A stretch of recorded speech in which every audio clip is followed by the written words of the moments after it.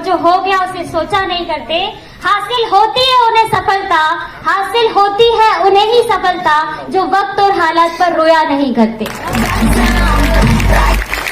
तो सबसे पहले थैंक यू कहना चाहूंगी ऑलमाइटी को, वेस्टीज मैनेजमेंट को, एनसीटी मैनेजमेंट को और मेरे मेंटोर को, मेरे स्पॉन्सर को, मेरे अपलाइन, मेरे ग्रेट फादर को, जिन्होंने मुझे ये प्लेटफॉर्म दिया जहां पे मैं अपने ड्रीम्स को पूरा कर रही हूँ। आज मुझे मौका मिला है मेरी जर्नी सुनाने का, बट मैं उससे पहले एक और जर्नी आपको सुनाना चाहती हूँ, एक स्टोरी सुनाना चाहती हूँ जिसने मुझे मेरी लाइफ में बहुत इंस्पायर किया है, 360 डिग्री पे चेंज किया है। तो क्या आप स्टोरी सुनने के लिए तैयार हैं? यस और नो? तो स्टोरी जो है बहुत ज्यादा इम्पोर्टेंट है मेरे लिए, बिकॉज आज जो कुछ भी मैं हूँ वो उस स्टोरी की वजह से हूँ। सो ये जो स्टोरी है वो एक गर्ल की है। ये जो स्टोरी मैं आज आपसे शेयर करूंगी वो एक ऐसी लड़की की है जिसके लिए उसके पेरेंट्स काफी सालों से वेट कर रहे थे कि उनके घर में एक नई मेहमान आए। सालों गुजर गए और 7वां साल आया जब उनके घर में गर्ल चाइल्ड आई। लोगों ने बहुत खुशी मनाई, फैमिली खुश थी, बहुत एंजॉय कर रही थी, सब कुछ बहुत अच्छा चल रहा था। जहां से भी लोग आते उसको खिलाते, उसके साथ एंजॉय करते और अपनी लाइफ को स्पेंड कर रहे थे।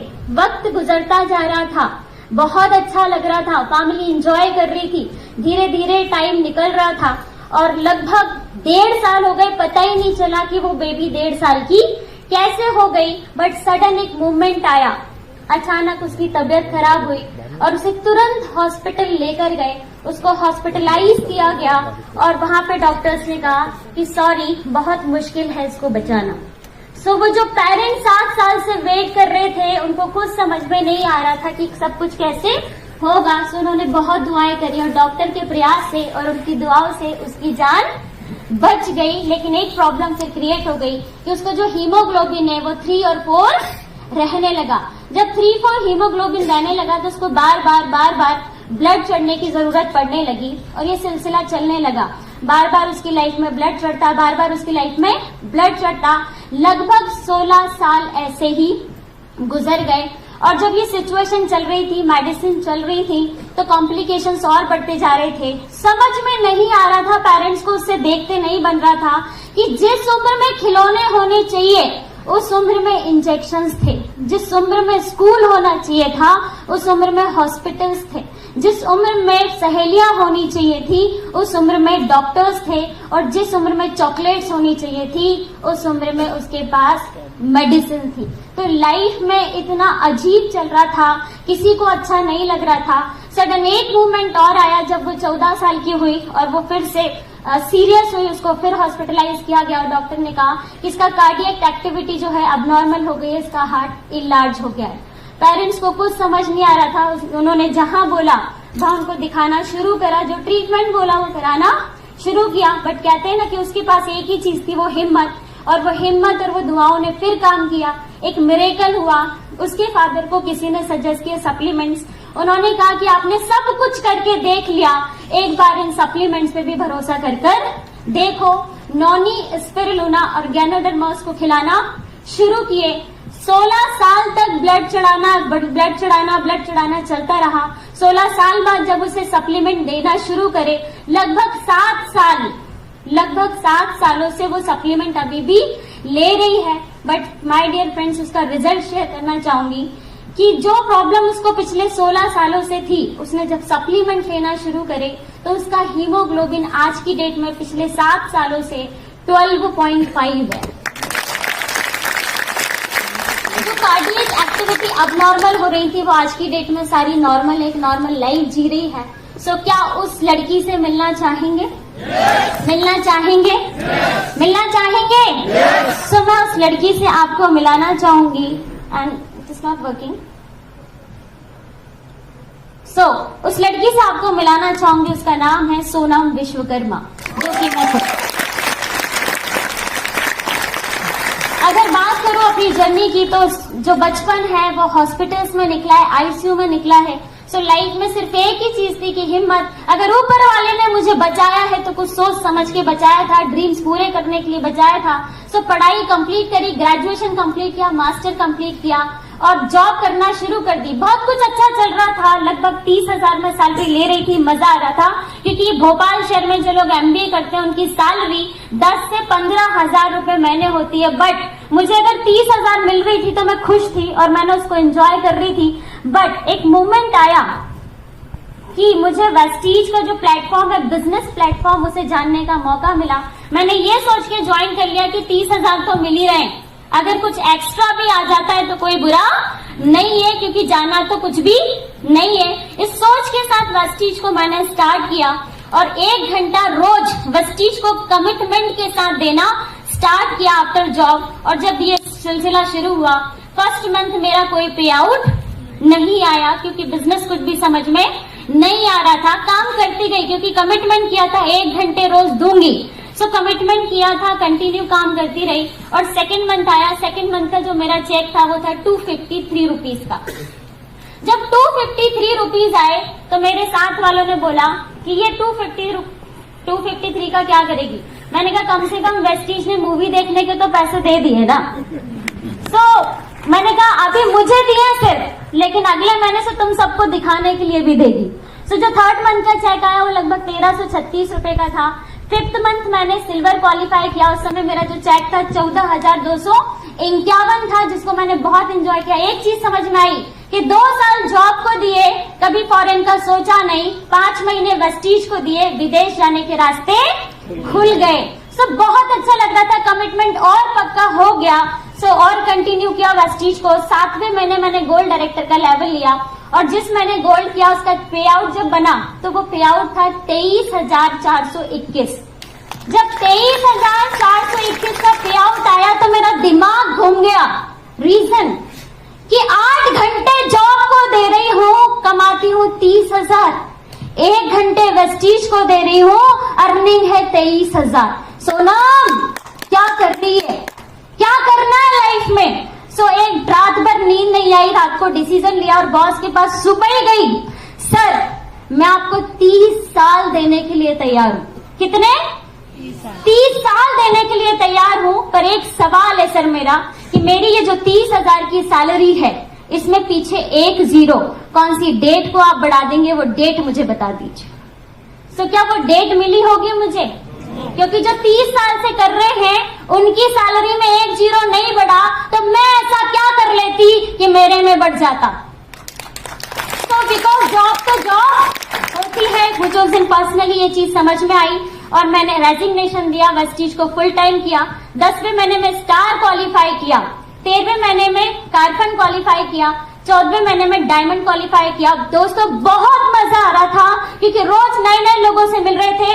अब जिंदगी में कोई बॉस नहीं था, कोई सुनाने वाले कलीग्स नहीं थे, कुछ भी नहीं था, लेकिन मजा आ रहा था बिजनेस करने में, वेस्टीज को रन करने में। बट अनफॉर्चुनेटली जब 14 महीने हुए, मैं मीटिंग करने जा रही थी और सडन मीटिंग करने पहुंचने वाली थी और रास्ते में मेरा एक्सीडेंट हो गया। जब एक्सीडेंट हुआ मुझे एडमिट कराया गया, मुझे पता चला कि मेरे राइट लेग की दोनों बोन फ्रैक्चर हो गई हैं और मेरी सर्जरी प्लान कर दी गई। और सर्जरी प्लान करने के बाद लगभग 6 से 8 महीने में वापस से बेड पर आ गई। दोस्तों उस टाइम बुरा नहीं लगा जब मैं गिरी और मैं टूटी, बुरा तो उस टाइम लगा जब मेरे ही फ्रेंड्स मुझे देखने आए तो वो दुख कम करने नहीं आए थे। उन्होंने आते से मुझसे एक सेंटेंस बोला, तुझे तो हम पहले से ही समझा रहे थे, वो स्कूटी लेके बस तू जब लगी रहती है प्लान करना है, तेरे पैर तो स्कूटी तक पहुंचते नहीं है, तुझे स्कूटी चलाना आती नहीं है और तुझे प्लान करने की पड़ी रहती है। ऐसा तेरा क्या बिजनेस है, छोड़ इसको। पर तुझे समझ में नहीं आ रहा था, अब तोड़ ली ना टांग, अब तो समझ में आ गया होगा। उस मोमेंट पे इतना हर्ट हुआ, एक ही चीज समझ में आई कि सोनम क्या कर रही है।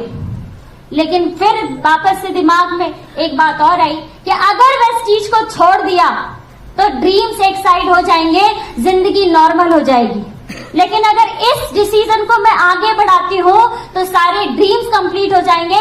अगर प्रूव करना है तो जवाब देना पड़ेगा। उस दिन डिसीजन लिया कि अब सोनम जब जिस दिन बेड से उठेगी तो वेस्टीज की कार फंड से अपनी कार फंड से कार परचेज करेगी। बता तो बहुत अच्छा लगता है कि जब मैं बेड से उठी, जब मैं बेड से उठी तो मैंने अपनी टॉप मॉडल टाटा नेक्सॉन लगभग 13 लाख की कार परचेज की। सब कुछ बहुत अच्छा चल रहा था। जब वो चेक 253 का आया, सेकंड मंथ 1336 का आया, उसके बाद जब अभी मैं उस फ्रेंड के पास गई इस कार को लेके, जिस फ्रेंड ने मुझे वो बातें करी थी, आज की डेट में वो मेरे साथ ज्वाइन है। और उसके आने के बाद जब मैंने उसे चेक बताया 1 लाख का, तो वो भी बहुत खुश थी और अब बोलती नहीं, दोनों मिलकर साथ में करते हैं। तो एक चीज समझ में आई कि शुरू में लोग तो आपको कुछ भी कहेंगे, अगर ड्रीम आपके हैं तो पूरा किसको करना पड़ेगा। तो वो डिसीजन मैंने लिया, काम को और आगे बढ़ाया और सारी चीजें बहुत अच्छे से चलती रही। मांग चल नहीं रहा।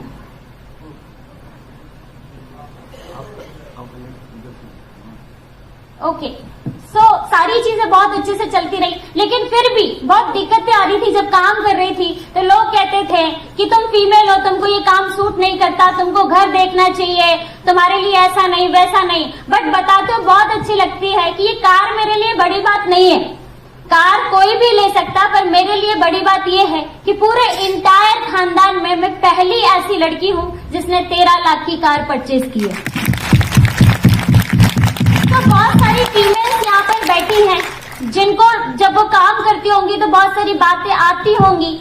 सो उन लोगों को मैं कहना चाहूंगी कि जब कभी भी आपकी लाइफ में ऐसे मूवमेंट्स आए कि जब आपको लोग मना करें, आपसे लोग गलत बोले, आपको अपने आप में लगे कि नहीं मैं क्या कर रही हूँ, तो कुछ लाइन्स हैं जिनको मैं बार बार सुनती हूँ और जो मुझे हरदम इंस्पायर करती हैं। अगर आप भी सुनेंगे तो वो आपको भी इंस्पायर करेंगी। सो वो लाइन्स है कि मुझे वेस्टीज क्यों करना चाहिए। सो मैं कहती हूँ I want to be Vestigian because अपने अंदर के पैशन को बाहर निकालना है और शादी के बाद सिर्फ घर नहीं संभालना है। I want to be Vestigian because ये एक सोच है जो मेरे दिल को छुई है। अगर गूगल के CEO सुंदर पिचई हैं तो पापसिको की इंदिरा नूई है। I want to be Vestigian because मैं रिस्क लेने से नहीं डरती और मैं अपने पैशन को हर रोज फॉलो करती हूँ। I want to be Vestigian because अब दिन भर कुछ प्रोडक्टिव करे बगैर नहीं रहा जाता। सिर्फ खाना बनाना और घर की साफ सफाई को घर चलाना नहीं कहा जाता। I want to be Vestigian because इस पागलपन और जुनून को मैंने अपनी नसों में भर लिया है। कुछ अलग करना है मुझे, मैंने सिस्टम को चैलेंज कर दिया है। I want to be Vespigian because I don't want to stand behind every successful man. I also be wanted to be successful because मेरे भी कुछ बड़े हैं plans. I want to be Vespigian because नारी भी दिखा सकती है अपनी शक्ति। जो 2 वक्त की रोटी बना सकती है वो भी 2 वक्त की रोटी कमा सकती है। I want to be Vespigian because आज की नारी जॉब क्रिएटर बनके लोगों को रिक्रूट करेगी और फिर हाथों में चूड़ियों की जगह रोलेक्स की वॉच भी सूट करेगी। I want to be Vestigian because हम अपने एक्शन से दुनिया को सरप्राइज करेंगे। माय डियर फीमेल्स, हम अपने एक्शन से दुनिया को सरप्राइज करेंगे बिकॉज ये हमारा दौर है और हम मिलकर राइज करेंगे। क्या तैयार हैं? तैयार हैं? तैयार हैं? तो वेस्टीज एक प्लेटफॉर्म है, विन एक प्लेटफॉर्म है, वॉरियर एक प्लेटफॉर्म है जो मौका देता है ऐसी सारी फीमेल्स को, ऐसे सारे यूथ को जो आप आगे बढ़ने से रोक नहीं सकता। बट एक चीज लास्ट में कहना चाहूंगी कि यहाँ पे बहुत सारे यूथ बैठे हैं, बहुत सारी छोटी छोटी फीमेल्स बैठी है जो अभी एजुकेशन ले रही हैं। सो आप लोगों से एक सवाल है मेरा कि मान के चलो आप काम करते हो और आप हो जाते हो 55 साल के और 55 साल में आपकी ऑडी आ भी जाए तो क्या उस लेवल पे एंजॉय कर पाएंगे? नहीं। मान के चलो आप काम करते हो जाए 55 साल के और आपके पास फॉरेन ट्रिप्स मिल जाए तो क्या एंजॉय कर पाएंगे? किसी को सर उठा के देख भी नहीं पाएंगे और छेड़ भी नहीं पाएंगे। यस और नो?